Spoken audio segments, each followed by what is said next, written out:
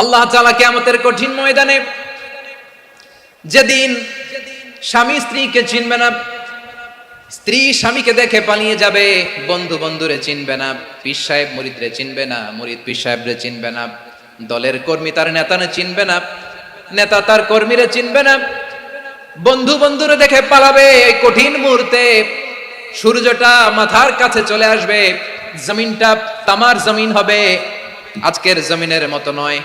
মানুষ ঘর্মাক্ত, ক্লান্ত, শ্রান্ত মাথার মগজগুলো কানের ছিদ্র আর নাকের ছিদ্র দিয়ে বেয়ে বেয়ে পড়বে। বিশ্বনবী ফরমান, ময়দানে 7 শ্রেণীর ব্যক্তিকে রব্বুল আলামিন তার আরশের নিচে ছায়া দিবেন।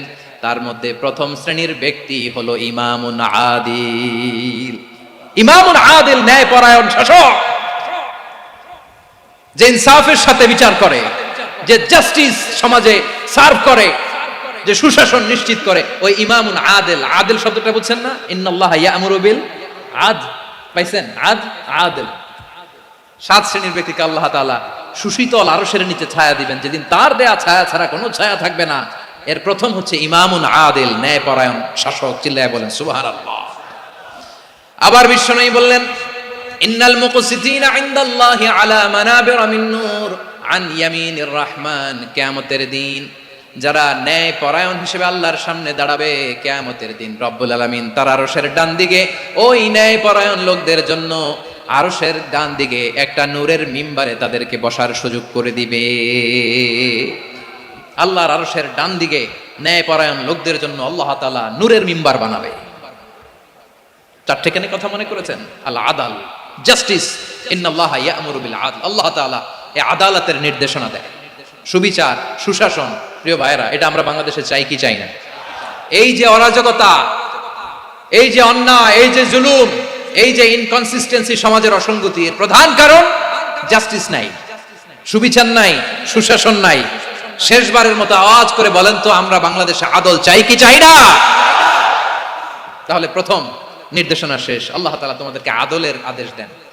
এরপরে আল্লাহ বললেন, আমি তোমাদেরকে ইহসানের আদেশ দেই।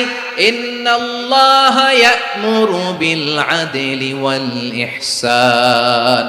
আমি তোমাদেরকে যেমনি আদলের নির্দেশনা দেই, তেমনি ভাবে তোমাদেরকে ইহসানের নির্দেশনা দেই। ইহসান, আওয়াজ করে সবাই বলেন তো ইহসান। সবাই বলেননি, সবাই বললে এতটুকু আওয়াজ হবে আমি বিশ্বাস করি না। আওয়াজ করে বলুন আল ইহসান। ইহসান মানে কারো প্রতি সফট হার্টেড হওয়া, মহানুভব হওয়া, অনুগ্রহ পরায়ণ হওয়া, অনুগ্রহশীল হওয়া, একে অপরের প্রতি দয়াদ্র হওয়া। একে অপরের প্রতি দয়াদ্র, অনুগ্রহশীল হওয়া ছাড়া মানবিক সমাজ কশিনকালেও গঠন করা সম্ভব না। প্রিয় ভাইয়েরা, সুন্দর আচরণ দিয়ে, ইহসান দিয়ে যা জয় করা যায়, নরম আচরণ দিয়ে যেটা অর্জন করা যায়, কঠোরতা দিয়ে সেটা পারা যায় না। বিষ্ণু ঈসা ইসলাম ইহসান দিয়ে, কোমল আচরণ দিয়ে, তার অনুগ্রহ দিয়ে তিনি অনেক কাফিরের হৃদয়কে জয় করে ফেলেছেন। সাইয়েদনা সুমামা ইবনে উসাল রাদিয়াল্লাহু তাআলা আনহুর কথা মনে পড়ে যায়। তিনি ছিলেন ইয়ামামার বাদশা। মদিনাতে বিশ্বনবীকে হত্যা করার নিয়তে এসেছিলেন, গোপনে গোপনে বিশ্বনবীকে হত্যা করে আবার ইয়ামামাতে তিনি ফিরে যাবেন। কিন্তু কি অবাক করা কাণ্ড, হত্যা করতে পারে নাই, সাহাবাদের হাতে তিনি ধরা পড়ে গেলেন। সাইয়েদনা সুমামা ইবনে উসাল রাদিয়াল্লাহু তাআলা আনহু হত্যার নিয়তে আসলেন, কিন্তু হত্যা করতে পারলেন না। সাহাবারা ওনাকে ধরে ফেললেন, ধরে মসজিদে নববীর পিলারের মধ্যে বেঁধে রাখলেন। সুমামা ইবনে উসাল, সিরাত থেকে শুনে, সিরাত থেকে শোনাচ্ছি, রাদিয়াল্লাহু তাআলা আনহু ইয়ামামার অধিপতি ছিলেন। ইয়ামামা বিশ্বনবীকে হত্যার জন্য আসছেন, ধরা পড়ে গেছেন, এখন মসজিদে নববীতে বেঁধে রাখছে, তার মানে বন্দী। এখন স্ট্যাটাস কি? বন্দী, ক্যাপটিভ। বিষ্ণু ঈসা ইসলাম সাহাবাদেরকে বললেন, তার খোঁজ খবর নিও, সুমামা ইবনে উসালের খোঁজ খবর নিও। সাহাবারা বলেন, ইয়া রাসূলুল্লাহ, আপনাকে হত্যা করতে এসেছে, তার তো কঠিন ক্যাপিটাল পানিশমেন্ট হওয়া দরকার, কঠিন শাস্তি হওয়া দরকার। বিশ্বনবী বললেন, না, আমি যেটা জানি তোমরা সেটা জানো না, তোমরা সুমামার সাথে ভালো আচরণ করো। বিশ্বনবী সুমামার কাছে গেলেন। প্রথম দিন যে তিনি কালেমার দাওয়াত দিলেন, ঈমানের দাওয়াত দিলেন, ইসলামের দাওয়াত দিলেন, রিসালাতের দাওয়াত দিলেন, আখিরাতের দাওয়াত দিলেন। পরের দিন যে বিশ্বনবী সালাতের দাওয়াত দিলেন, যাকাতের দাওয়াত দিলেন, ইসলাম কি, কিভাবে, কেমন করে পালন করতে হয় চমৎকার আর্টিকুলেট করতে শুরু করলেন। তন্ময় হয়ে সুমামা ইবনে উসাল রাদিয়াল্লাহু তাআলা আনহু বিশ্বনবীর কথাগুলো শুনতে আরম্ভ করলো। একদিন নয়, 2 দিন নয়, টানা 3 দিন বিশ্বনবী সুমামার কাছে ইসলামকে প্রেজেন্ট করেছেন, উপস্থাপন করেছেন। আওয়াজ করে বলেন, কয় দিন? 3 দিন। 3 দিন মসজিদে নববীতে বাধা। আর সাহাবীদেরকে বললেন, তার খোঁজ খবর নিও, তোমরা যে রুটি বানাও এর মধ্যে সবচেয়ে ভালো আটার রুটিটা তারে দিও, সবচেয়ে রিফাইন্ড খেজুর, যেটা পিওর খেজুর, এটা তারে দিও। আর বিশ্বনবী নিজের উট থেকে দুধ দহন করে ওনার বাড়ির এক কর্মচারীকে বলেছেন, দুধ দহন করে সুমামার জন্য নিয়ে যেও। সুবহানাল্লাহ পড়বেন না? সবাই তো অবাক, ইয়ামামা থেকে আসছে নবীকে হত্যা করতে, বিশ্বনবী দেখে তারে জামাই আদর করে, তাকে মজার মজার খাবার দিও, দুধ দিও, আদর আপ্যায়ন করো। একদিন নয়, 2 দিন নয়, টানা 3 দিন বিশ্বনবী এভাবে সুমামার কাছে যেয়ে ইসলামকে প্রেজেন্ট করতে আরম্ভ করলেন, ইসলামকে উপস্থাপন করতে শুরু করলেন, আর তাকে চমৎকার এন্টারটেইনমেন্ট আপ্যায়ন দিতে আরম্ভ করলেন। টানা 3 দিন যখন ইসলামের দ্য বিউটিজ অফ ইসলাম, ইসলামের সুমহান বাণী, সৌন্দর্য তার কাছে উপস্থাপন শেষ, তাকে আপ্যায়ন শেষ, বিশ্বনবী বললেন সাহাবাদেরকে, যাও এবার সুমামার হাতের পায়ের রশি দুটো খুলে দাও। সাহাবারা বললেন, ইয়া রাসূলুল্লাহ, কি বলেন আপনি? ও তো হত্যাকারী, সুযোগ পায় নাই, আপনারে মারতে পারে না, এই ছেড়ে দিলে আবারও আপনার উপর তলোয়ার নিয়ে ঝাঁপিয়ে পড়বে। নবী, এই সিদ্ধান্ত আপনি নিতে যাবেন না। বিশ্বনবী বললেন, যেটা বলেছি সেটা করো, সুমামার রশিগুলো ছেড়ে দাও, সুমামার হাতে পায়ের রশিগুলো যে তোমরা খুলে দাও। সাহাবারা তর্ক জুড়ে দিলেন, লা ইয়া রাসূলুল্লাহ, এমনটা করবেন না, তো ভয়ঙ্কর ভয়ঙ্কর খুনি, কি জানি কি হয়ে যায়। বিশ্বনবী বললেন, না, তার হাতে পায়ের রশিগুলো খুলে দাও। সাহাবারা বিশ্বনবীর কথা মতো তার হাতে পায়ের রশিগুলো খুলে দিল। সুমামা মুহূর্তের মধ্যে মসজিদে নববী থেকে বের হয়ে ইয়ামামায় ফিরে না যে মসজিদে নববীর পাশে একটা খেজুর বাগান ছিল, সেখানে চলে গেলেন। সেখানে একটা ছোট্ট কুয়া ছিল, কুয়ার পানি দিয়ে তিনি গোসল করলেন। সুবহানাল্লাহ পড়েন। কুয়ার পানি দিয়ে গোসল করে মসজিদে নববীর সামনে এসে বিশ্বনবী এবং সাহাবাদের সামনে দাঁড়িয়ে সাব্বাবা উঁচু করে বললেন, আশহাদু আল্লা ইলাহা ইল্লাল্লাহ ওয়া আশহাদু আন্না মুহাম্মাদান আবদুহু ওয়া রাসূলুহু। আল্লাহু আকবার। আমি সাক্ষ্য দিচ্ছি আল্লাহ ছাড়া কোনো ইলাহ নাই, আর মুহাম্মদ আল্লাহ তাআলার প্রেরিত বান্দা এবং রাসূল। প্রিয় ভাইরা, ইহসান দিয়ে যা জয় করা যায়, কঠোরতা দিয়ে সেটা কঠিনকালেও জয় করা যায় না। আওয়াজ করে বলেন, ঠিক কি না? এবার সুমামা দাঁড়িয়ে বলে, ওগো নবী, আমি তো কালিমা পড়ে মুসলমান হয়ে গেলাম, এবার শোনেন, এই মুহূর্তের আগে আপনার চেহারার চাইতে নিকৃষ্ট কোনো চেহারা আমার কাছে ছিল না, কিন্তু শাহাদা পাঠ করার পরে আপনার চেহারার চাইতে উত্তম শ্রেষ্ঠ কোনো চেহারা আমার কাছে আর নাই। ও নবী, আজকের দিনের আগে ইসলাম ধর্মের চেয়ে নিকৃষ্ট অপছন্দনীয় কোনো ধর্ম আমার কাছে ছিল না, কিন্তু এই মুহূর্ত থেকে ইসলামের চেয়ে সেরা শ্রেষ্ঠ পছন্দনীয় কোনো ধর্ম আমার কাছে নাই।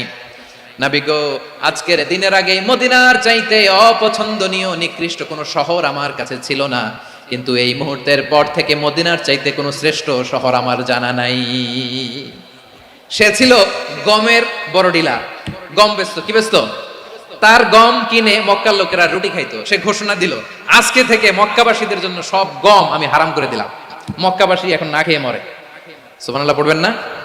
মক্কাবাসী বিশ্বনবীর কাছে আসলেন, এসে বললেন, মুহাম্মদ, আমরা তো তোমার ভাই, তোমার চাচা, তোমার ভাতিজা, তোমার আত্মীয়, তুমি সুমামারে বলো সে যেন আবার গমের সাপ্লাই মক্কার জন্য অনুমতি দিয়ে দেয়। বিশ্বনবীর অনুমতি ক্রমে সুমামা আবার মক্কাতে গম পাঠাতে শুরু করলো। পড়েন সুবহানাল্লাহ। ইহসান, ইহসান দিয়ে আপনি যেটা জয় করতে পারবেন, you can win the heart of your enemies. ইহসান দিয়ে আপনি আপনার শত্রুর হৃদয়কে জয় করতে পারবেন। আওয়াজ করে বলেন, ঠিক কি না? এজন্য আল্লাহ বললেন, ওয়া আনফিকু ফি সাবিলিল্লাহি ওয়া লা তুলকু বিআইদিকুম ইলাত তাহলুকা ওয়া আহসিনু ইন্নাল্লাহা ইউহিব্বুল মুহসিনিন। তোমরা আল্লাহর রাস্তায় দান করবে আর নিজেরা নিজেদেরকে ধ্বংসের হাতে ঠেলে দিও না। তোমরা একে অপরের প্রতি ইহসান করবে, কারণ ইহসানকারীদেরকে আল্লাহ বড় ভালোবাসেন। সুবহানাল্লাহ পড়েন। আবার সূরা রহমানে আল্লাহ বললেন, হাল জাযাউল ইহসানি ইল্লাল ইহসান ফাবিআইয়ি আলা, সবাই পড়েন, ফাবিআইয়ি আলাই রাব্বিকুমা তুকাযযিবান। ইহসানের প্রতিদান হিসেবে ইহসানই হয়। বিশ্বনবী সুমামার প্রতি যেমন ইহসান করেছেন, সুমামাও ঠিক তেমন ইহসান ফিরিয়ে দিয়েছে। ঠিক কিনা বলেন? তাহলে 1 নম্বরে হচ্ছে আদল, ন্যায় বিচার। 2 নম্বরে সবাই বলে ইহসান, সদাচরণ। ইহসান দুই ধরনের প্রিয় ভাইরা, ইহসান ফিল ইবাদা, ইহসান ফিল মুআমালা। ইহসান ফিল ইবাদা হচ্ছে একাগ্র অনুভবে ইবাদতে ডুব দেওয়া, এর নাম ইবাদতের ইহসান। সুবহানাল্লাহ পড়ো। বিশ্বনবী বলেন ইহসান মানে কি জানো নাকি? হাদিসে জিবরিলে সাইয়েদনা জিবরিল আলাইহিস সালাম বিশ্বনবীকে বললেন আখবিরনি আনিল ইহসান। নবী আমাদেরকে বলেন ইহসান মানে কি? বিশ্বনবী বললেন আনতা আবুদাল্লাহা কাআন্নাকা তারাহু ফাইন লাম তাকুন তারাহু ফাইন্নাহু ইয়ারাক। ইহসান মানে হলো এমন ভাবে তুমি আল্লাহর সামনে নিজেকে উজাড় করে ইবাদত করবে, তুমি ভাববে তুমি আল্লাহকে দেখতে পাচ্ছ। আর এটা যদি ভাবা তোমার জন্য কঠিন হয়ে যায়, অন্তত এতটুকু তুমি ভাববা যে আল্লাহ তোমাকে দেখতে পাচ্ছেন। ঠিক কিনা বলেন? ও আমার বীর চট্টলার ভাইয়েরা, কেউ যেটা দেখে না সেটা দেখে কে? এই বিশ্বাস হৃদয়ের মধ্যে আছে? নামাজে যখন দাঁড়ান এই ফিলিংসটা আনা যাবে? হ্যাঁ, এশার সালাত তো এখনো হয় নাই না? আলোচনা শেষে এশার সালাত এখানে অনুষ্ঠিত হবে, তাই না? আচ্ছা বলুন তো, আমরা এশার সালাত পর্যন্ত বেঁচে থাকবো এই গ্যারান্টি আছে কার কার? হাত তোলেন। কয়েকজন হাত তুলছে পেছনে, না বুঝে তুলে ফেলছে। এশা পর্যন্ত যে আমরা হায়াত পাবো কোনো গ্যারান্টি আছে? সবাই আওয়াজ করে বলেন গ্যারান্টি আছে? গ্যারান্টি নাই। এই জন্য বিষ্ণু ইসলাম বলেছে এমন ভাবে নামাজে দাঁড়াও, ইবাদত করো, মনে করো হতে পারে এটাই আমার জীবনের শেষ নামাজ। Perform the salah as if this is your last and final prayer. এমন ভাবে সালাতে দাঁড়াও, ভাবো হতে পারে এটাই তোমার জীবনের শেষ নামাজ। এমন ভাবে নামাজে দাঁড়াও, ভাবো এটাই শেষ নামাজ। তাহলে নামাজে একাগ্রতা বাড়ায় দিবে কে? ফলে ইবাদতের ইহসান আমাদের অর্জিত হবে। আর মুআমালাতে ইহসান হলো, বিশ্বনবী বলেন ইন্নাল্লাহা তাবারাকা ওয়া তাআলা কাতাবাল ইহসানা আলা কুল্লি শাই ফাইদা কাতালতুম ফাআহসিনুল কিতলা ওয়া ইযা যাবাহতুম ফাআহসিনুয যাবহা ওয়ালিয়ুহিদ্দা আহাদুকুম শাফরাতাহু ওয়ালিয়ুরিহ যাবিহাতাহু। ইহসান দুই ধরনের। আওয়াজ করে বলতে হবে কয় ধরনের? সবাই বলুন আওয়াজ করে, কয় ধরনের? একটা হচ্ছে ইহসান ফিল ইবাদা, ইবাদতে ইহসান। ইবাদতে ইহসান কি? একাগ্র অনুভব দিয়ে ইবাদত করা, মন প্রাণ দিয়ে ইবাদত করা। আর মুআমালাতে ইহসান কি? সব কাজে, দৈনন্দিন কাজে, কর্মে, সামাজিক অ্যাক্টিভিটিতে কোমলতা প্রদর্শন করা, অনুগ্রহের সাথে সবকিছু করা। আল্লাহ তাআলা ইন্নাল্লাহা তাবারাকা ওয়া তাআলা কাতাবাল ইহসানা আলা কুল্লি শাই, তিনি সব কিছুর ব্যাপারে ইহসানকে আবশ্যক করেছেন। সবকিছু মুমিনের সব কাজে ইহসানের পরশ থাকবে। ওয়া ইযা কাতালতুম ফাহসিনুল কিতলা, বিশ্বনবী বলেন তুমি যখন কাউকে হত্যা করো ইহসানের সাথে করো। সুবহানাল্লাহ পড়বেন না? যখন হত্যা করো তখনও ইহসানের সাথে। আচ্ছা হত্যা করবো আবার ইহসান আসবে করতে করে, তো মেরেই ফেলবো আমি। আল্লাহ, ও ভাই একজন খুন করেছে, খুনি, রাষ্ট্রীয় আইনে তার শাস্তি হয়েছে ডেথ পেনাল্টি, মৃত্যুদণ্ড। এখন মৃত্যুদণ্ড দেখে আপনি যেমনি মন চায় তেমনি মারবেন লোকটারে? ওর নাক কেটে ফেলতে পারবেন? ওর কান কাটতে পারবেন? ওর চোখ উপড়ে ফেলতে পারবেন আপনি? যেমন মন চায় তার অঙ্গহানি করা যাবে না। ইহসানের সাথে তাকে হত্যা করো। সুবহানাল্লাহ, this is Islam, this is the true essence of ইসলাম।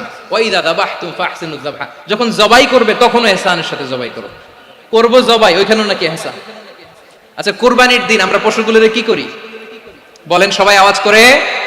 জবাই। জবাই মানে তো এটার মেরেই ফেলতেছি, একটু পরে তো টুকরো টুকরো করে গোশতগুলো খাবো, এটা তো খাবো, এটা তো মেরেই ফেলবে। বিষ্ণু বলে না, জবাইয়ের মধ্যেও মুমিনের জবাইয়ের ভেতরেও ইহসানের পরশ থাকা চাই। যখন জবাই করবে প্রাণীটাকে হাত পা টাইট করে বেঁধে নাও, ছুরিটাকে শার্পেন করে নাও, ধারালো করে নাও, যাতে অল্প সময়ে জবাইটা হয়ে যায়, প্রাণীটা যাতে কম কষ্ট পায়। সুবহানাল্লাহ পড়ে। দিস ইজ কল্ড ইহসান। ইহসান আল্লাহ তাআলা যেমনি আদলের আদেশ করেছেন, ন্যায় বিচার, জাস্টিস এনশিওর করতে বলেছেন, সমাজে ইহসানের ব্যবহার, ইহসানের অনুশীলন তিনি করতে বলেছেন। এজন্য মুমিনের প্রতিটি কাজে, আমার চট্টগ্রামের ভাইরা আমার দিকে তাকান, খেয়াল করে শুনুন, মুমিন জীবনের প্রতিটি কাজে ইহসানের পরশ থাকা চাই। আমরা যেন আমাদের পরিবারের প্রতি ইহসান করি, আমরা যেন আমাদের কর্মচারীদের প্রতি ইহসান করি, আমরা যেন আমাদের কলিগদের প্রতি ইহসান করি, আমরা যেন আমাদের ভাইদের প্রতি ইহসান করি। মুমিন জীবনের প্রতি কাজে ইহসানের পরশ থাকার দরকার আছে না নাই? কথা বুঝতে পেরেছেন? তাহলে আল্লাহ তাআলার তিনটা আদেশ ছিল, কয়টা গেল? ভুলে গেছে, ভুলে গেছে চট্টগ্রাম। তিনটা আদেশের মধ্যে কয়টা বললাম? প্রথমে কি ছিল? আদল। দুই নম্বরে, তিন নম্বরে রব্বুল আলামিন বললেন ওয়া ইতাইদিল কুরবা, নিকটাত্মীয়দেরকে দান করো, নিকটাত্মীয়দেরকে দাও, যারা তোমাদের ব্লাড কানেকশনের আত্মীয় তাদেরকে তোমরা দাও। এখানে জেনারেলি বললেন দাও, কি দিব সেটা তিনি এখানে বলেন নাই, সেটা তিনি সূরাতুল ইসরার মধ্যে বলেছেন। আল্লাহ বলেন ওয়া আতিযাল কুরবা হাক্কাহ, নিকট আত্মীয়দেরকে তাদের অধিকার, তাদের প্রাপ্য তোমরা বুঝিয়ে দাও। দেখেন, একটা শান্তির সমাজ, একটা সমৃদ্ধ সমাজ, একটা মানবিক সমাজ গঠনের জন্য আল্লাহ তাআলা বেশি না, মাত্র তিনটা অর্ডার, তিনটা ভার্ডিক্ট তিনি জারি করেছেন। এক নাম্বার সুশাসন, ন্যায় বিচার। দুই নাম্বার ইহসান। তিন নাম্বার নিকটাত্মীয়, যারা কাছে, তোমার ভেরি ক্লোজ রিলেশনশিপে আছে, তাদেরকে দাও। দাও, দিলে বাড়িয়ে দেয় কে? অনেকে দিতে চায় না, কৃপণতা করে। দিলে বাড়ায় দেয় কে? ও মিয়া, মদিনার মধ্যে সবচাইতে গরিব সাহাবী ছিল বেলাল রাদিয়াল্লাহু তাআলা আনহু। ওনার এন্টায়ার অ্যাসেট, সম্পদের পরিমাণ কতদূর জানেন? একটা লুঙ্গি। বেলাল রাদিয়াল্লাহু তাআলা আনহু, ওনার টোটাল ওয়েলথের এস্টিমেশন হচ্ছে মাত্র একটা লুঙ্গি। একটা লুঙ্গি, টোটাল ওয়েলথ এস্টিমেশন, টোটাল সম্পদের পরিমাণ বেলাল রাদিয়াল্লাহু তাআলা আনহুর কি ছিল? কথা বোঝে নাই বোধহয়। কি ছিল? ওই বেলাল রাদিয়াল্লাহু তাআলা আনহুকে বিষ্ণু ইসলাম বলেছেন, আনফিক ইয়া বেলাল, ও বেলাল তুমিও দাও। ওয়ালা তাখশা মিন যিল আরশি ইখলালা, আরশের অধিপতির তো কোনো ঘাটতি নাই, তুমি দিলে ওই আল্লাহ তোমারে বাড়ায় দিবে। এজন্য আমার প্রিয় ভাইয়েরা, দিলে কমে না, দিলে বাড়ে। অনেকে ধরে রাখে, নতুন কিছু নিতে পারে না, হাত দিয়ে যেটা ধরে রেখেছেন এটা দিয়ে দেন, বড় একটা ধরার সুযোগ পাবেন। জোরে বলেন ঠিক কি না? ধরেন 5 কেজি ওজনের একটা ধরে রাখছেন, এখন 10, এটা না ছাড়লে 10 কেজি ধরতে পারবেন আপনি? আচ্ছা, 10 কেজির জিনিস একটা আছে হাতে, ওইটা যদি ছেড়ে দেন তাহলেই না 15 কেজি ধরতে পারবেন। কথা বলেন ঠিক কিনা? তাহলে দিলে বাড়িয়ে দেয় কে? রব্বুল আলামিন বললেন 3 নাম্বার আদেশ হলো তোমাদের প্রতি, সমাজটারে কেমন করে মানবিক সমাজ, সুন্দর সমাজ গড়বা। 3 নাম্বার আদেশ হলো ওয়া আতিযাল কুরবা হাক্কা, নিকটাত্মীয়দেরকে তাদের প্রাপ্য বুঝিয়ে দাও। এই নিকটাত্মীয়দেরকে তাদের অধিকার বুঝিয়ে দেওয়া, প্রাপ্য বুঝিয়ে দেওয়াতে আমাদের গাফলতি আছে না নাই? চট্টগ্রামে নাই? মাশাআল্লাহ আছে, আছে। অনেকে দেখবেন অনেক আল্লাহওয়ালা, তাহাজ্জুদ গুজার, সেজদা দিতে দিতে কপালে কালো দাগ ফেলে দিছে, সে তার বোনের হকটা আদায় করে নাই। আছে না নাই? হ্যাঁ, এখানেও আছে। সর্বনাশ। অনেক বড় হাজী সাহেব, বিশাল লম্বা দাড়ি, ছেলেরে সব দিয়ে দিছে, মেয়েরে কিছু দেয় নাই, মেয়ের হক আদায় করে নাই। আছে না নাই? এই হাজী সাহেবেরা, এই আল্লাহওয়ালারা কিয়ামতের ময়দানে আটকে যাবে। আপনি অন্যের অধিকার নষ্ট করেছেন, তাদের রাইটস কে ভায়োলেট করেছেন। এজন্য আল্লাহ তাআলা বলেন, কারো অধিকার যদি কেউ নষ্ট করে, ওই সমাজটা মানবিক সমাজ কঠিনকালেও হতে পারে না। এজন্য 3 নম্বর আল্লাহ বললেন ওয়া ইতা ইদিল কুরবা, নিকটাত্মীয়দেরকে দাও। কি দিবা? তাদের অধিকার দিয়ে দাও। বোনের অধিকার বুঝিয়ে দাও, মেয়ের অধিকার বুঝিয়ে দাও, ফুফুর অধিকার বুঝিয়ে দাও। দেখবেন অনেক মায়েরা ছেলের পাতে মুরগির রান দেয়, মেয়ের পাতে দেয় মুরগির ঠ্যাং। এরকম আছে না নাই? ছেলেরা কি দেয়? মুরগির। মেয়ের পাতে কি দেয়? তো মেয়ের কি মুরগির রান খেতে মনে চায় না? মনে চায় না?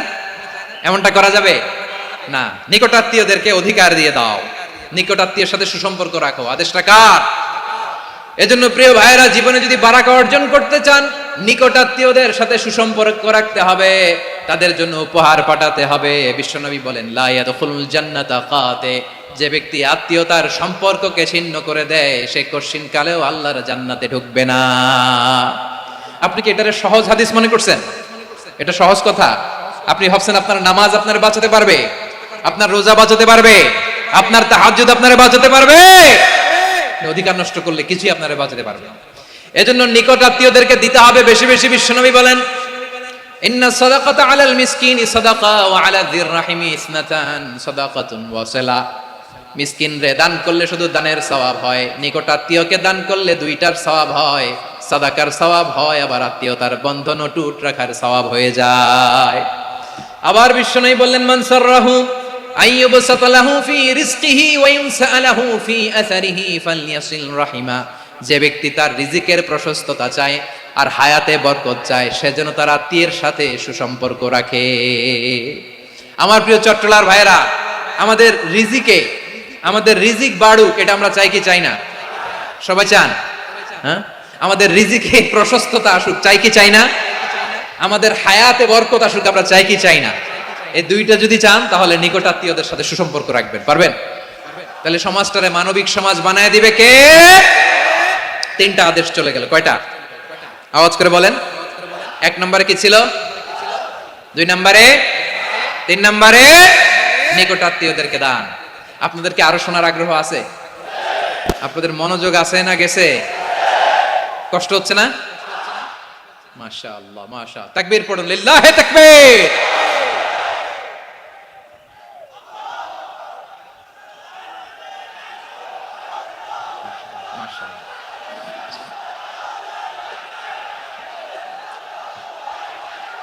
আমার প্রিয় ভাইয়েরা, আল্লাহ তাআলা তিনটা জিনিসের যেমনি আদেশ করেছেন, অনুরূপ ভাবে তিনটা বিষয়ে তিনি বারণ করেছেন, নিষেধ করেছেন। ওগুলোর কাছেও যাওয়া যাবে। শুনবেন। রাব্বুল আলামিন বলেন, ওয়ায়ানহা আনিল ফাহশাই ওয়াল মুনকারি ওয়াল বাগি। আমি যেমনি তিনটি বিষয়ে আদেশ করলাম, অনুরূপ ভাবে তিনটি বিষয়ে বারণ করলাম, নিষেধ করলাম। আমার এক নাম্বার নিষেধাজ্ঞা হলো অশ্লীলতার প্রতি। ফাহশা, ওয়ায়ানহা আনিল ফাহশা। আল্লাহ তাআলা অশ্লীলতাকে নিষেধ করেছেন। কোন জিনিসকে? সবাই বলুন, কোন জিনিসকে? যত ধরনের, যত টাইপের, যত ক্যাটাগরির অশ্লীলতা হতে পারে, সব অশ্লীলতাকে হারাম করেছেন কে? ফাহশা মানে কি? কথায়, কাজে, আচরণে, কমেন্ট, ফেসবুকের কমেন্টসে যত ধরনের নোংরামো আছে, যত ধরনের অশ্লীলতা আছে, এটাকে আরবিতে বলে ফাহশা। এটাকে কি বলে? রাব্বুল আলামিন বলেন, কুল ইন্নামা হাররামা রাব্বিয়াল ফাওয়াহিশা মা যাহারা মিনহা ওয়া মা বাতান। ও নবী, আপনি বলে দেন, আমার রব প্রকাশ্য, অপ্রকাশ্য, স্পষ্ট কিংবা অস্পষ্ট, দৃশ্যমান কিংবা অদৃশ্যমান সব অশ্লীলতাকে হারাম করেছেন। সব ধরনের অশ্লীলতা হারাম, সব ধরনের। আল্লাহ তাআলা আমাদেরকে অশ্লীলতা থেকে বাঁচান, অশ্লীলতা থেকে তিনি আমাদেরকে হেফাজত করুক, পড়েন আমিন। এবার বলেন, আমাদের সমাজে অশ্লীলতা আছে না নাই? চট্টগ্রামে নাই? আমি কই নাই, ওনারা বলে আছে। দেখছেন, আমি সামহাও বাঁচায় দেওয়ার ট্রাই করতেছি, ওনারা বলে আছে। অশ্লীলতা নানা ভাবে, নানা নামে, নানা মোড়কে আমাদের সমাজে আছে না নাই? সংস্কৃতির নামে, ফ্যাশনের নামে, বিনোদনের নামে, উপন্যাসের নামে, কনসার্টের নামে অশ্লীলতা আছে না নাই? আপনি দেখেছেন কনসার্টগুলোর অবস্থা? এই যে আতিফ আসলাম যে আসছে আমাদের দেশে, তারপর কে কে আসছে, আমাদের তরুণ তরুণীরা, আমাদের যুবক যুবতীরা, আমাদের জেনজিরা, কি অবস্থা ওইখানে? হ্যাঁ, কি অবস্থা? কে বাঁচাবে ওদের? কে রক্ষা করবে ওদের ইমানের, ওদের চরিত্রের হেফাজতের গ্যারান্টি কে দিবে? কনসার্টের নামে অশ্লীলতা আছে না নাই? ছেলে মেয়ে একে অপরকে জড়ায় ধরতেছে, একে অপরকে চুমু খাচ্ছে, প্রকাশ্যে, দিবালোকে, গণমানুষের সামনে। আল্লাহ তাআলা এই অশ্লীলতা থেকে আমাদেরকে বেঁচে থাকতে বলেছেন, বেঁচে থাকতে বলেছেন। রূপালী জগতের নামে অশ্লীলতা আছে না নাই? এই টার্মটা আপনারা জানেন না? রূপালী জগৎ কি জগৎ? আসলে কি রূপালী জগৎ না অন্ধকার জগৎ? আমার বোনেরা, আপনাদেরকে যে কি বলে তারা বুঝায়, রূপালী জগৎ শুনেই আপনি ভরকে যাবেন না। রূপালী জগতে যে নারী যত বেশি উলঙ্গ, সে নাকি তত বেশি সাহসী। জানেন, বলে এটা একটা সাহসী নারী, খুব সাহসী পদক্ষেপ তার। যত বেশি শরীর থেকে কাপড় নামাতে পারবে, যত বেশি বস্ত্রহীন হয়ে নিজেকে প্রেজেন্ট করতে পারবে, সে নাকি তত বেশি সাহসী। আমার চট্টলার ভাইয়েরা, শয়তানের প্রথমে এজেন্ডা ছিল বনি আদমকে বস্ত্রহীন করা। সে আদম এবং হাওয়া আলাইহিস সালামকে নিষিদ্ধ গাছের ফল খাইয়ে তাদেরকে বস্ত্রহীন করেছে। এই জামিনেও সে আমাদেরকে বস্ত্রহীন করতে চাইবে। এই রূপালী জগতের নামে তারা এটা করে। আমার প্রিয় বোনেরা, আপনি জানেন না আপনার দাম কত। ওরা আপনাদেরকে বিজ্ঞাপনের সস্তা পণ্য বানাতে চায়। ওরা আপনাদেরকে ওদের ভোগের লিপসার টুলস বানাতে চায়। ওরা আপনাদেরকে দিয়ে ওদের খায়েশ পূরণ করতে চায়। এটা আপনাদের জন্য মোটেও ডিগনিটি নয়, এটা আপনাদের জন্য সম্মান নয়। আপনার সম্মান শালীনতায়, আপনার সম্মান হেজাবে, আপনার সম্মান ভদ্রতায়, আপনার সম্মান আপনার ডিসেন্ট পোশাকে। পোশাক বলে দেয় এই নারীটা ভদ্র না অভদ্র। পোশাক বলে দেয় এই মেয়েটা কোন ঘরের মেয়ে। আওয়াজ করে বলেন ঠিক কিনা? আপনি জানেন না আপনারা এই সস্তা পণ্য বানায়, ভোগের পণ্য বিলবোর্ডে আপনাকে উলঙ্গ করে উপস্থাপন করে। এই অশ্লীলতার সাথে ইসলামের কোনো সম্পর্ক। এজন্য আল্লাহ বলেন আমি অশ্লীলতাকে হারাম করেছি। অশ্লীলতাকে হারাম করার প্রথম কারণ হলো এর মাধ্যমে মানবতাকে অপমানিত করা হয়। কারণ মানুষের সম্মান মানুষের পোশাকে। মানুষ যখন পোশাকহীন হয়ে যায়, বস্ত্রহীন হয়ে যায়, তার সম্মান কমে যায়, ঠিক কিনা? অশ্লীলতাকে হারাম করার প্রথম কারণ হচ্ছে মানুষ মানুষকে অপমান করে। একটা নারী, সে তো সম্মানিত, নারী যে কত সম্মানিত নারীর এটা বুঝেই নাই। বিশ্বনবী বলেন আর দুনিয়া কুল্লুহা মাতা ওয়া খায়রু মাতা'আদ দুনিয়া আল মারআতুস সালিহা। আমার বোনেরা, 5টা প্যান্ডেলে আপনারা এলইডিতে আমার আলোচনা শুনছেন, আমি জানি আপনাদের এই গর্ভ যে কত দামি আপনি জানেন না। আপনার পেট থেকেই আসবে আগামী দিনের সালাহুদ্দিন আল আইয়ুবী, আপনার পেট থেকেই আসবে অনাগত দিনের ইমাম মাহদী আল মুনতাযর, আপনার পেট থেকেই আসবে অনাগত দিনের ফয়সাল, ওয়াসিম, মুগ্ধ, আবু সাইদের মতো বীর যোদ্ধা।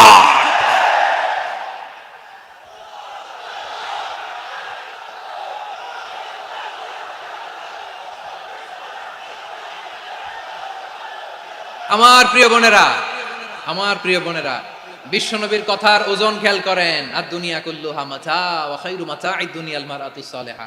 দুনিয়ার সবকিছুই অ্যাসেট, এর মধ্যে সবচেয়ে দামি অ্যাসেট নেককার নারী। আপনার গর্ভ যে কত দামি আপনি জানেন না। নিজের সময়টাকে কাজে লাগান, কোরআন পড়েন, সুন্নাহ পড়েন। আপনার অনেক দায়িত্ব ঘরে।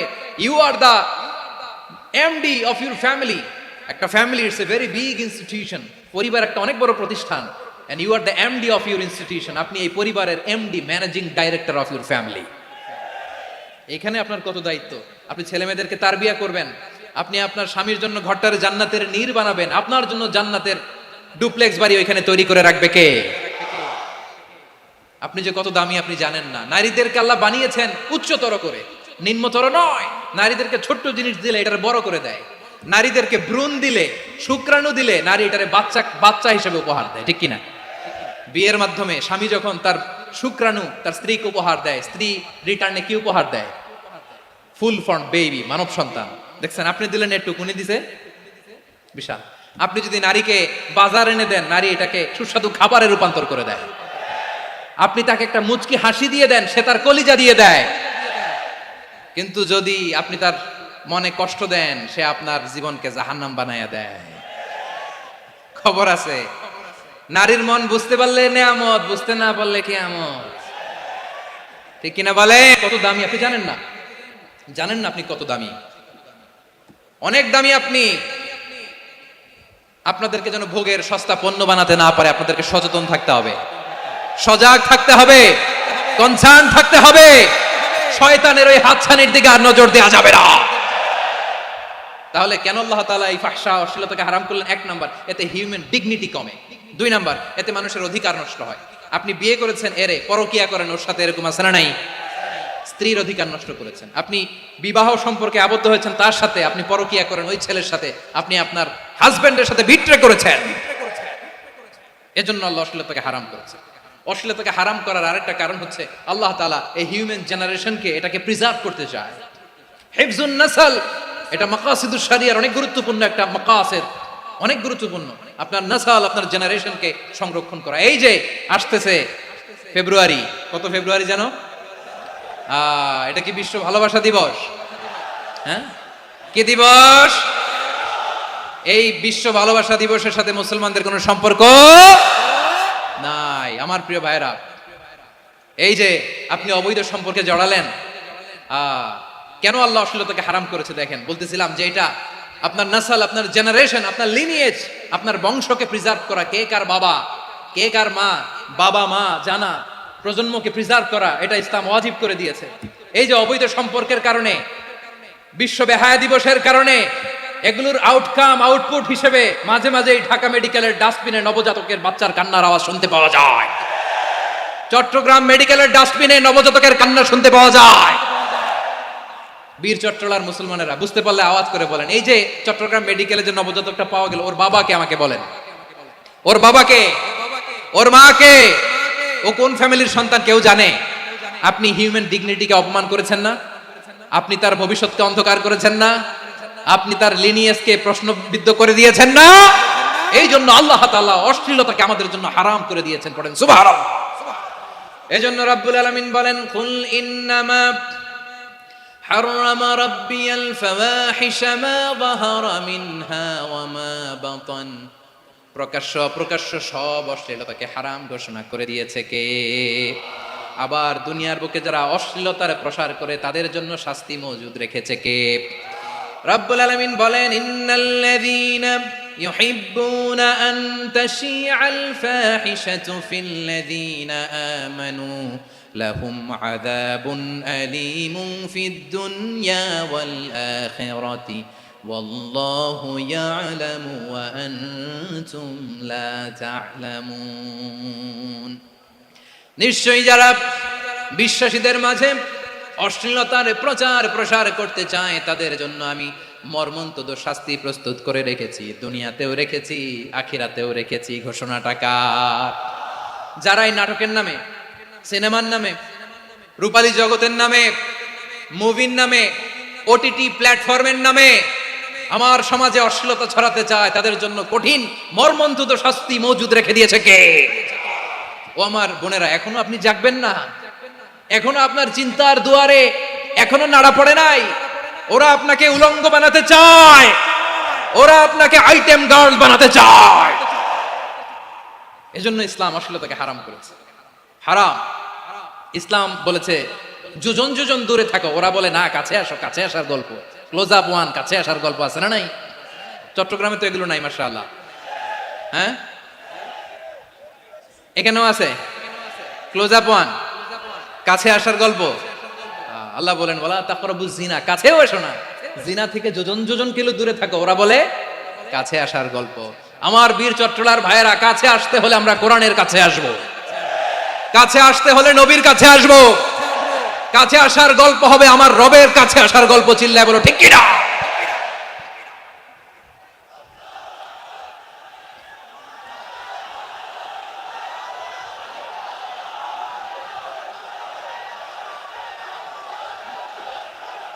বসুন বসুন আমার ভাইয়েরা। তাহলে অশ্লীলতার সাথে আমাদের কোনো সম্পর্ক? সবাই বলতে পারেননি, আওয়াজ করে বলুন, অশ্লীলতার সাথে আমাদের কোনো সম্পর্ক? আমরা এই সমস্ত ক্লোজ আপ ওয়ান, কাছে আসার গল্পের প্রোগ্রামে যাব? আমরা কোন ধরনের অশ্লীল কন্টেন্ট সোশ্যাল মিডিয়ায়, টিভিতে দেখব? কি যুগ যে আমরা কাটাচ্ছি আপনি কল্পনা করতে পারবেন না। পর্ন ইন্ডাস্ট্রি, নারী পুরুষের বস্ত্রহীন যুগল দৃশ্য, এটাকে দিয়ে ওরা কোটি ডলারের ইন্ডাস্ট্রি বানিয়েছে।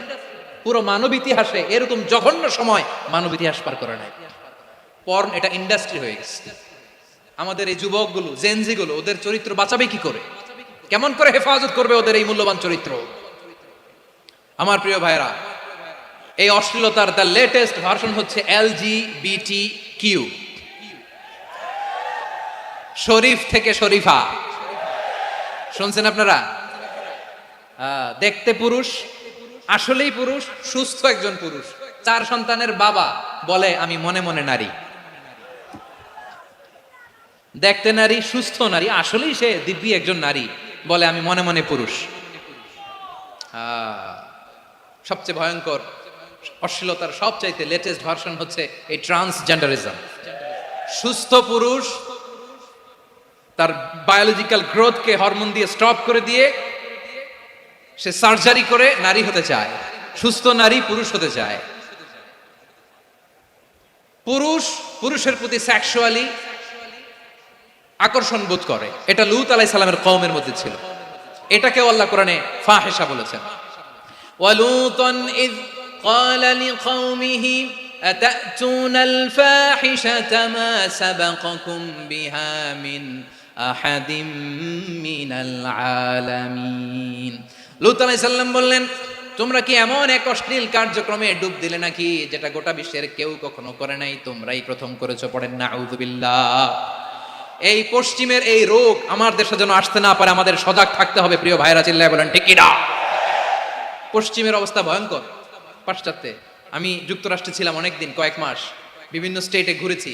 গার্ডিয়ানরা উদ্বিগ্ন, ছেলে মেয়েদেরকে, ছোট্ট ছেলে মেয়ে, ওদেরকে জিজ্ঞেস করে তুমি how do you feel right now inside yourself, তুমি ভিতরে ভিতরে কেমন ফিল করো, তোমার কি ছেলে ছেলে লাগে না মেয়ে মেয়ে লাগে? আচ্ছা বলেন, এই ছোট্ট বাচ্চাটাও কি এগুলো জেন্ডার অ্যাসাইনমেন্ট বলতে এগুলো কিছু বুঝে? এইভাবে মিসগাইড করা হচ্ছে।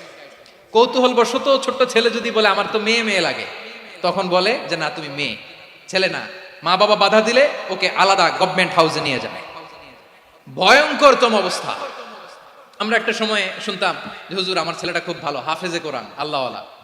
হুজুর আমার ছেলে দাড়ি রাখছে, আল্লাহওয়ালা। হুজুর আমার ছেলে 5 ওয়াক্ত সালাত জামাতের সাথে পড়ে, তার মানে আল্লাহওয়ালা। পশ্চিমে যে আমি কি শুনছি জানেন? ওরা বলে হুজুর আমার ছেলেটা ইউনিভার্সিটির একটা মেয়ের সাথে প্রেম করে, ও খুব আল্লাহওয়ালা, হুজুর দোয়া করবেন। এর কারণ ওদের কাছে আল্লাহওয়ালার ক্রাইটেরিয়া হচ্ছে হুজুর আমার ছেলেটা আরেক ছেলেরে পছন্দ করে নাই, আমার মেয়েটা আরেক মেয়েকে ভালোবাসে নাই, এজন্য আমার ছেলেটা আল্লাহওয়ালা, হুজুর ওর জন্য একটু দোয়া করে দিয়েন। কি চ্যালেঞ্জ ওরা ফেস করতেছে! ওনার ছেলে যে আরেক ছেলেরে বিয়ে করবে না, এটাতেই উনি খুশি যে আলহামদুলিল্লাহ আমার ছেলেটা একটা মেয়েরে ভালোবাসে, আমার মেয়েটা একটা ছেলেরে ভালোবাসে, মানে এটা খুব আল্লাহওয়ালা। নাউজুবিল্লাহ পড়তে পারলেন না? এজন্য অশ্লীলতার সাথে আমাদের কোনো সম্পর্ক। রব্বুল আলামিন বলেন ওয়ায়ানহা আনিল ফাহশাই ওয়াল মুনকারি ওয়াল বাগি, তিনটা জিনিসকে আমি নিষিদ্ধ করলাম। এক নাম্বার হলো ফাহশা, অশ্লীলতা। 2 নম্বরে হলো মুনকারের সমস্ত মন্দ কাজ। আপনাদের মনোযোগ আছে না? শেষ করে দিব? আর 2-1 মিনিট শুনবেন? আচ্ছা বলি তাহলে, আর 2-1 মিনিট। তাহলে নিষেধাজ্ঞা জারি করেছেন 3টা জিনিসের উপর। 1 নাম্বার কি? ফাহশা, অশ্লীলতা। 2 নাম্বার মুনকার। মুনকার মানে হচ্ছে যত মন্দ কাজ, খারাপ কাজ, বাজে কাজ, এটার বলে মুনকার। এটার কি বলে? আপনারা পড়ছেন না তা'মুরুনা বিল মা'রুফি ওয়া তানহাউনা আনিল মুনকার। ভালো কাজের আদেশ, সৎ কাজের আদেশ, অসৎ কাজের নিষেধ। মুনকার, মুনকার হচ্ছে মানুষের স্বাভাবিক বিবেকবোধ যেটাকে খারাপ বলে, ওইটাই মুনকার। পৃথিবীর সব আসমানি গ্রন্থ যেটাকে খারাপ বলেছে, মানুষের স্বাভাবিক বিবেকবোধ যেটাকে খারাপ বলেছে, এগুলো সব মুনকার। যেমন ইফটিজিং, এটা কি ভালো না খারাপ?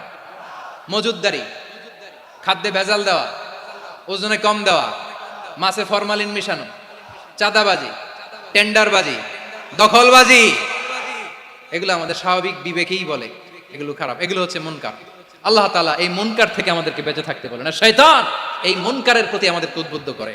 আল্লাহ তাআলা বললেন ইয়া আইয়ুহাল্লাযীনা আমানু লা তাত্তাবিউ খুতুওয়াতিশ শাইতান ফাইন ওয়া মান ইয়াত্তাবি' খুতুওয়াতিশ শাইতানি ফাইন্নাহু ইয়া'মুরু বিল ফাহশাই ওয়াল মুনকার। আল্লাহ বলেন আমার গোলামেরা শোনো শোনো, ও আমার বিশ্বাসী বান্দারা খবরদার, তোমরা কশিনকালেও শয়তানের পদাঙ্ক অনুসরণ করবে না, কারণ শয়তান তোমাদেরকে অশ্লীলতা এবং মন্দ কাজের দিকে উদ্বুদ্ধ করে। আমাদের কাজ হচ্ছে শয়তান আমাদেরকে যেদিকে নিতে চায় আমরা তার উল্টা দিকে যাব, ঠিক কিনা বলে? শয়তান এই মন্দ কাজকে আমাদের কাছে বিউটিফাই করে, চাকচিক্যময় করে আমাদের সামনে উপস্থাপন করে। এজন্য আল্লাহ বলেন মুনকারকে থামাতে হবে, মুনকার প্রতিরোধ করতে হবে। মুনকার প্রতিরোধের দায়িত্ব শুধু আমাদের নাকি? শুধু আপনার খতিব সাহেবের, ইমাম সাহেবের, নাকি মুসলিম উম্মার সবার? আওয়াজ করে বলুন, মুনকার অসৎ কাজ প্রতিরোধের দায়িত্ব কার? রাব্বুল আলামিন বলেন কুনতুম খায়রা উম্মাতিন উখরিজাত লিন-নাসি তা'মুরুনা বিল মা'রুফি ওয়া তানহাউনা আনিল মুনকার। তোমাদেরকে শ্রেষ্ঠ জাতি করে জমিনের মধ্যে আবির্ভূত করা হয়েছে, যাতে করে তোমরা জমিনের ভেতরে সৎ কাজের আদেশ করতে পারো আর অসৎ কাজের নিষেধ করতে পারো। উম্মাহ কুনতুম খায়রা, তাহলে গোটা উম্মার দায়িত্ব, এটা বুঝতে পারছেন তো? আচ্ছা আরো নিচে আসেন। এরপরে আল্লাহ বললেন শুধু উম্মাহ না, এই জমিনের রাজত্ব আমি যাদের হাতে দেই, এই জমিনের মালিক আমি যাদেরকে বানিয়ে দেই, যাদেরকে আমি সরকারের দায়িত্ব দেই, তাদেরকেও মুনকার প্রতিরোধের দায়িত্ব দিয়েছে কে? আল্লাহ বলেন যারা ক্ষমতার মসনদে বসেছে তাদেরকে 4 দফা কর্মসূচি আমি আল্লাহ দিলাম। আওয়াজ করে বলেন কয় দফা? আল্লাহ বলেন আল্লাযীনা ইম্মাক্কান্নাহুম ফিল আরদি আকামুস সালাতা ওয়া আতাউয যাকাতা ওয়া আমারু বিল মা'রুফি ওয়া নাহাউ আনিল মুনকার ওয়ালিল্লাহি আকিবাতুল উমুর। যারা এই জমিনের উত্তরাধিকার হয়েছে তারা 4 দফা কর্মসূচি নিয়ে সামনে আগাবা। সালাত কায়েম করবা, যাকাত আদায় করবা, সৎ কাজের আদেশ দিবা, অসৎ কাজ থেকে মুনকার প্রতিরোধ করবা। আদেশটা কার? আমার প্রিয় চট্টলার ভাইয়েরা, পুরো উম্মার দায়িত্ব মুনকার প্রতিরোধ করা, সরকার প্রধানের দায়িত্ব মুনকার প্রতিরোধ করা। এরপর আল্লাহ বলেন প্রতিটা ফ্যামিলির যিনি প্রধান সিইও বাবা, প্রত্যেক বাবারও দায়িত্ব এই মুনকার প্রতিরোধ করা। আওয়াজ করে বলেন ঠিক কিনা? যেমনটি সাইয়েদনা লুকমান আলাইহিস সালাম ওনার কলিজার টুকরা সন্তানকে আদেশ করেছেন, ইয়া বুনাইয়া আকিমিস সালাতা ওয়া'মুর বিল মা'রুফি ওয়ানহা আনিল মুনকার। পড়েন সুবহানাল্লাহ। বাবা ছেলেকে সবক দিচ্ছে। কে সবক দিচ্ছে? কাকে? লুকমান আলাইহিস সালাম ছেলেকে বলতেছে, ওরে আমার কলিজার টুকরা সন্তান, ওরে আমার বাছা, নামাজ কায়েম করবা, সৎ কাজের আদেশ দিবা, আর মুনকার প্রতিরোধ করবা, অসৎ কাজ, সমাজ থেকে খারাপ কাজকে ঝেঁটে বিদায় করে দিবা। তাহলে দেখেন আমি স্টেপ বাই স্টেপ নামলাম। পুরা উম্মার দায়িত্ব, জমিনের উত্তরাধিকারী আল্লাহ যাদেরকে বানিয়েছেন সরকার, তাদের দায়িত্ব, প্রতিটি ফ্যামিলির প্রধানের দায়িত্ব। এরপরে বিশ্বনবী বলেন সচেতন প্রতিটি মুসলিমের দায়িত্ব সমাজ থেকে মুনকারকে উৎখাত করা। বিশ্বনবী বলেছেন, মান রাআ মিনকুম মুনকারান ফালিয়ুগাইয়িরহু বিয়াদিহি ফাইন লাম ইয়াস্তাতি ফাবিলিসানিহি ওয়া ইন লাম ইয়াস্তাতি ফাবিকলবিহি ওয়া যালিকা আযআফুল ঈমান। সমাজে যে মুনকার দেখবে, খারাপ কাজ দেখবে, সে যেন হাত দিয়ে সেটাকে থামায়। কি দিয়ে? আপনাদের তো হাত নাই না? হাত আছে, হাত আছে। ওরা যেই হাত দিয়ে অন্যায় করে ওইটা প্রতিরোধের জন্য আমাদেরও হাত আছে না নাই? থামাতে হবে, থামাতে হবে।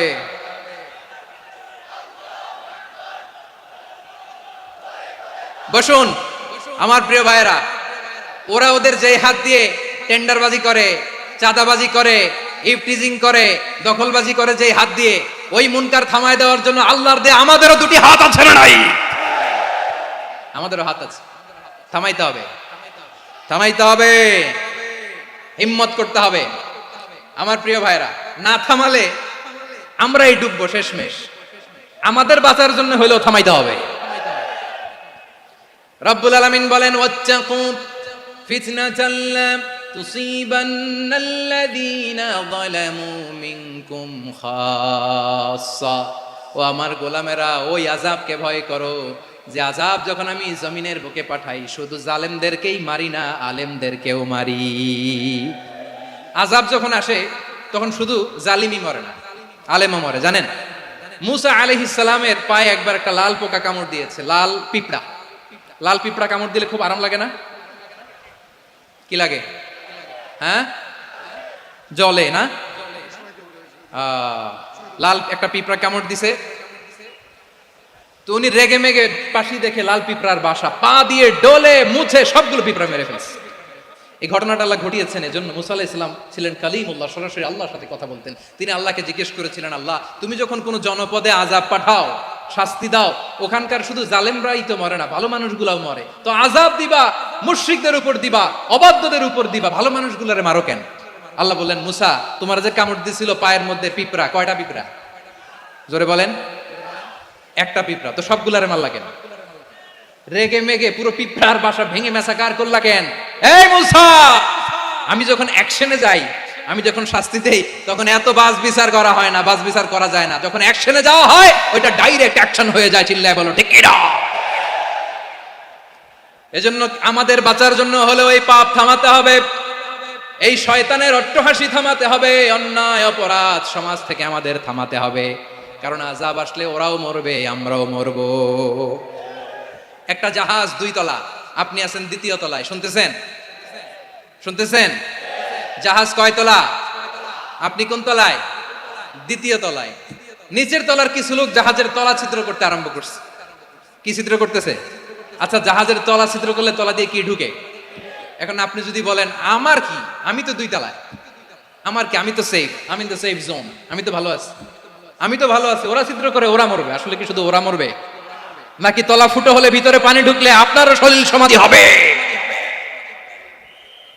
তলা দিয়ে যখন পানি ঢুকবে, জাহাজ ঢুকলে আপনিও মরবেন। এজন্য নিজে মরার আগে ওই পাগলগুলোর নিচতলায় যে থামাতে হবে। চিল্লায় বলেন ঠিক কিনা? এজন্য আল্লাহ বললেন মুনকার প্রতিরোধের দায়িত্ব সমাজের টপ টু বটম সবার। পুরো উম্মার দায়িত্ব, সরকার প্রধানের দায়িত্ব, প্রতিটি ফ্যামিলির প্রধান বাবার দায়িত্ব, বিশ্বনবী বললেন প্রতিটি সচেতন মুসলিমের দায়িত্ব। এজন্য মুনকার প্রতিরোধ করার দরকার আছে না নাই? সমাজে এই যে ইফটিজিং হয়, আপনার বোনের বয়সী একটা মেয়েকে কিছু বকাটে টিটকারি করে, এই বলে সেই বলে, নোংরা কথা বলে, রাস্তায় দেখেও আপনি পাশ দিয়ে না দেখার মতো চলে যান কেন? আপনি দাঁড়ান না কেন? আপনি দাঁড়ালেই তো থেমে যাবে, কারণ সত্যের যে শক্তি তার সামনে মিথ্যা মুখ থুবড়ে পড়ে। আপনার সামনে ও কিছুই না, নাথিং। আপনি দাঁড়ান, ওকে প্রশ্ন করেন যে আমার বোনকে তুমি ডিস্টার্ব করো কেন? আপনাকে দেখে আরো 5 জন দাঁড়াবে, 5 জনকে দেখে আরো 10 জন দাঁড়াবে। আমাদের নীরবতা আর আমাদের নিশ্চুপ থাকাই জালিমদেরকে আরো শক্তিশালী জালিম বানিয়েছে। এজন্য মুনকার প্রতিরোধের দায়িত্ব আমাদের সবার। টেন্ডারবাজি, চাঁদাবাজি, দুর্নীতি, অপরাধ, দখলদারিত্ব, মজুদদারি, এগুলো সবকিছু একসাথে প্রতিরোধ করতে হবে, ঠিক কিনা বলেন? একটা মানবিক সমাজ যদি চাই, প্রতিরোধ করতে হবে। প্রিয় ভাইয়েরা, আল্লাহর শপথ নিয়ে বলি, এই নাসিহাতগুলো সবার জন্য, সব দলের জন্য, সব মতের মানুষের জন্য। আমরা কোনো দলের প্রতি মানুষকে ডাকি না, আমরা ডাকি ইসলামের দিকে। সব দলের, সব মতের, সব মানুষদেরকে আমরা আহ্বান জানাই, আসুন আমরা একটা সুন্দর সমাজ বিনির্মাণ করি। এই যে নতুন বাংলাদেশের এক সুযোগ এসেছে, আর জীবনে হয়তো আসবে না, সামনের 100 বছর এই সময় আসবে না। আসুন দেশটাকে আমরা সাজাই, আসুন আমরা দুর্নীতি বন্ধ করি, আসুন আমরা চাঁদাবাজি বন্ধ করি, আসুন আমরা দখলদারিত্ব বন্ধ করি, আসুন আমরা এক দল আরেক দলকে নিশ্চিহ্ন করার যে রাজনীতি, এটা বন্ধ করি। সব দলের প্রতি আমার আহ্বান। আমি কিছুদিন আগে একটা নিউজ দেখলাম, ওই যে লন্ডনে বসে জনাব তারেক রহমান সাহেবকে আমি ধন্যবাদ দিতে চাই। উনি সংবাদ শোনা মাত্রই ওনার দলের অনেক চাঁদাবাজকে উনি বহিষ্কার করেছে। I do appreciate. প্রতিটি দলের এরকম ইনিশিয়েটিভ নেওয়ার দরকার আছে না নাই? যে কোনো দলে এই প্র্যাকটিসটা থাকার দরকার আছে না নাই? চাঁদাবাজদের সাথে আপনারা নিজেদেরকে মুক্ত ঘোষণা করবেন যে এরা আমার দলের কর্মী হতে পারে না। আমরা চাঁদাবাজ মুক্ত বাংলাদেশ চাই, জুলুম মুক্ত বাংলাদেশ চাই, ফ্যাসিজম মুক্ত বাংলাদেশ চাই, গুণ খুন খারাপি মুক্ত বাংলাদেশ চাই। আমরা নতুন ভোরের বাংলাদেশ চাই। ওই বাংলাদেশ পাওয়ার জন্য মুনকার প্রতিরোধে, অন্যায় প্রতিরোধে যদি বাঘের বাচ্চার মতো, আবু সাইদের মতো 2 হাত উঁচু করে, বুককে টান টান করে প্রসারিত করে দাঁড়াতে হয়, রাজি আছো মুসলমান? কারা কারা রাজি? আল্লাহকে হাত দেখিয়ে প্রতিজ্ঞা করো।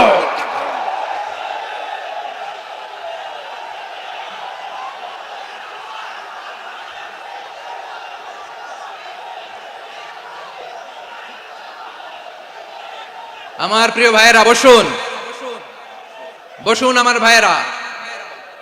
রাব্বুল আলামিন বলেন, ওয়ায়ানহা আনিল ফাহশাই ওয়াল মুনকারি ওয়াল বাগি ইয়াইদুকুম লাআল্লাকুম তাযাক্কারুন। বসুন।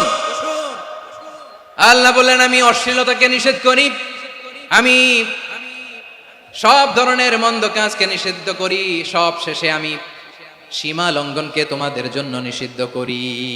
আলোচনা মনে আছে তো, না ভুলে গেছেন? নিষিদ্ধ করেছেন কয়টা জিনিস? 1 নম্বরে অশ্লীলতা, 2 নম্বরে মুনকার তথা সব মন্দ কাজ, 3 নম্বরে আল বাগি, সীমা লঙ্ঘন, ক্রসিং দ্য লিমিট। সীমা লঙ্ঘন করা ভালো না। We all should know our limits. চিল্লায় বলেন ঠিক কিনা? একই আয়াতে আল্লাহ বললেন, কুল ইন্নামা حرم ربي الفواحش ما ظهر منها وما بطن والإثم والبغي بغير الحق। অন্যায় ভাবে যে অবাধ্য হয়, যে সীমা লঙ্ঘন করে, তাদেরকেও আমি এটা হারাম করে দিলাম। সীমা লঙ্ঘন করা হারাম, সীমা লঙ্ঘন করা হারাম। আল্লাহ বারবার বারবার আমাদেরকে ওয়ার্নিং দেয়। যখন আমরা থামি না তখন আল্লাহ ধরে, আর যখন ধরে তখন ছাড়ে না। ধরে ধরে ধরে না, ধরলে আল্লাহ। ফেরাউনকে কিন্তু হুট করে ধরে নাই, আপনারা জানেন 9 বার ওয়ার্নিং দিয়েছে। ফেরাউনকে আল্লাহ তাআলা ওয়ার্নিং দিয়েছিল কয়বার? বীর চট্টলার বীর সেনানীরা আওয়াজ করে বলেন, ফেরাউনকে ধরার আগে ওয়ার্নিং দেওয়া হয়েছিল কয়টা? রব্বুল আলামিন বলেন, ওয়ালাকাদ আতাইনা মূসা 9 আয়াতিন বাইয়িনাত। 9টা মুআজিজা দেখিয়েছি। 1 2 3 বারবার এইভাবে রিমাইন্ডার, ওইভাবে রিমাইন্ডার, এইভাবে নাসিহাত, ওইভাবে দাওয়া। ফাকুলা লাহু কাওলান লাইয়িনা, নরম করে বলো, সফট করে বলো, যত ওয়ে হতে পারে দাওয়া মেথডোলজি। মুসা আলাইহিস সালামের সব অ্যাপ্লাই শেষ, 10ম বারে যে আল্লাহ ধরছে। 10ম বারে যে ধরেছে। এজন্য আল্লাহ বলেন, আমি সীমা লঙ্ঘনকে পছন্দ করি না। কোরআনের অন্য আয়াতে বাগীকে বলা হয়েছে আল ইতিদা, সীমা লঙ্ঘন যারা করে তাদেরকে আল্লাহ বলেছেন মুতাদিন। وقاتلوا في سبيل الله الذين يقاتلونكم ولا تعتدوا إن الله لا يحب المعتدين। আমি সীমা লঙ্ঘনকারীদেরকে কোশ্চিন কালেও পছন্দ করি না। আমরা যেন সীমা লঙ্ঘন না করি, রাজি আছেন তো? যে কোনো ক্ষেত্রে ইবাদতে যেন সীমা লঙ্ঘন না করি। অনেকে আমরা ইবাদতে সীমা লঙ্ঘন করে ফেলি। বিশ্বনবী সাল্লাল্লাহু আলাইহি ওয়াসাল্লাম যেটা শিখিয়েছেন এর বাইরে যে অতিরিক্ত বুজুর্গ হতে চায় এরকম আছে না নাই? করা যাবে না, কোনো ক্ষেত্রেই সীমা লঙ্ঘন করা যাবে, এমনকি যুদ্ধ ক্ষেত্রেও না। বিষ্ণু ইসলাম বলেন খবরদার যুদ্ধ ক্ষেত্রেও সীমা লঙ্ঘন করো না। কি সুন্দর ইসলাম আমরা পেয়েছি। বিশ্বনবী বলেন খবরদার যুদ্ধের ময়দানে কোনো নারীর গায়ে হাত তোলো না, কোনো শিশুর গায়ে হাত তোলো না, কোনো গবাদি পশু হত্যা করো না, কোনো শস্য ক্ষেত্র ধ্বংস করো না, ইবাদতরত অন্য ধর্মের কোনো সন্ন্যাসীর গায়ে হাত তোলো না। বলেন সুবহানাল্লাহ। তাহলে আমরা সীমা লঙ্ঘন করতে পারবো? প্রিয় ভাইরা, একটা সুখী সমৃদ্ধ শান্তির সমাজ, মানবিক সমাজ যদি আমরা গঠন করতে চাই, আমাদের আল্লাহর দেয়া কয়টা আদেশ মানতে হবে বলেন দেখি? সবাই বলেন কয়টা? আর বেঁচে থাকতে হবে কয়টা জিনিস থেকে? আওয়াজ করে বলেন কয়টা? আচ্ছা, আদেশ নাম্বার 1 কি ছিল বলেন? আল্লাহর আদেশ কি? 1 নাম্বার আদাল, ন্যায়পরায়ণতা। আমরা সুবিচার, সুশাসন, ন্যায় বিচার চাই কি চাই না? 2 নম্বরে কি ছিল? মাশাআল্লাহ, আওয়াজ করে বলেন 2 নম্বরে কি ছিল? ইহসান। আমরা যেন সবার প্রতি দয়া পরবশ হই, ইহসান করি। 3 নম্বরে কি ছিল? নিকটাত্মীয়দের দান করা, তাদের অধিকার প্রাপ্য বুঝিয়ে দেওয়া। পাশাপাশি 3টা জিনিস থেকে আল্লাহ বারণ করেছেন, নিষেধ করেছেন। তার প্রথমটা ফাহশা, অশ্লীলতা। অশ্লীলতার সাথে আমাদের কোনো সম্পর্ক। আজকের এই ঐতিহাসিক চট্টগ্রামের প্যারেড ময়দান থেকে আমরা যত ধরনের মা তাহারা মিনহা মা বাতান, প্রকাশ্য অপ্রকাশ্য, দৃশ্যমান অদৃশ্যমান, সব অশ্লীলতা থেকে নিজেদেরকে মুক্ত ঘোষণা করলাম। অশ্লীলতাকে আমরা না বলে দিলাম। আওয়াজ করে সবাই বলুন নো। অশ্লীলতার সাথে আমাদের কোনো সম্পর্ক। 2 নম্বর নিষেধাজ্ঞা কি ছিল? আল মুনকার, সমাজের যত মন্দ কাজ এগুলোকে আমরা প্রতিরোধ করব। রাজি আছেন তো সবাই? 3 নম্বরে আল বাগি, সীমালঙ্ঘন। কোন মুসলিম সীমালঙ্ঘন করে না, এমনকি যুদ্ধ ক্ষেত্রেও না। আওয়াজ করে বলেন ঠিক কি না? রব্বুল আলামিন শেষে বললেন ইয়াইদুকুম লাআল্লাকুম তাযাক্কারুন। আল্লাহ তোমাদেরকে উপদেশ দেন যাতে তোমরা শিক্ষা গ্রহণ করো। আমরা উপদেশ দিব, আমরা জোর করে কাউকে কিছু মানাতে চাই না। লা ইকরাহা ফিদ্দিন ওয়া যাক্কির ফা ইন্না যিকরা তানফাউল মুমিনিন। উপদেশ দিলে এটা মুমিনদের কাজে দেয়। লাস্তা আলাইহিম বিমুসাইতির ইন্নামা আনতা মুযাক্কির। নবী হে, আপনি রিমাইন্ডার দাতা, আপনি উপদেশ দিবেন। আমরাও বিশ্বনবীর এই হাদিসগুলো থেকে, কোরআনের আয়াত থেকে রিমাইন্ডার, এই কথামালা, বাণী বাহক হিসেবে এই বাণীগুলো আপনাদের সাথে কাছে পৌঁছে দিলাম। আমরা আল্লাহ তাআলার কাছে প্রার্থনা করি, আল্লাহ আমরা যেন আদল দিয়ে আমাদের সমাজকে গঠন করতে পারি। আল্লাহ আমরা যেন ইহসান করতে পারি, আমরা যেন নিকটাত্মীয়দের দান করতে পারি। আল্লাহ যত ধরনের অশ্লীলতা, অনাচার, মন্দ কাজ, সীমালঙ্ঘন, অবাধ্যতা থেকে যেন আমরা বেঁচে থাকতে পারি। আল্লাহ তাআলা আমাদের সবাইকে কথাগুলো বোঝার ও আমল করার তৌফিক দান করুক। হাযা মা ইনদি ওয়াল ইলমু ইনদাল্লাহ আলাইহি তাওয়াক্কালতু ওয়া ইলাইহি উনীব। প্রিয় ভাইরা, আমি আপনাদের সবার জন্য দোয়া করি, আপনারাও আমার জন্য দোয়া রাখবেন। আমাদের পাশেই আছেন আমাদের সকলের শ্রদ্ধাভাজন, আমাদের মুরব্বী আওলাদে রাসূল আনোয়ার হোসেন তাহের জাবির আল মাদানী হাফিজাহুল্লাহু ওয়া রাআহ। সবাই বসুন। উঠবেন না, কেউ উঠবেন না। উঠলেন কেন?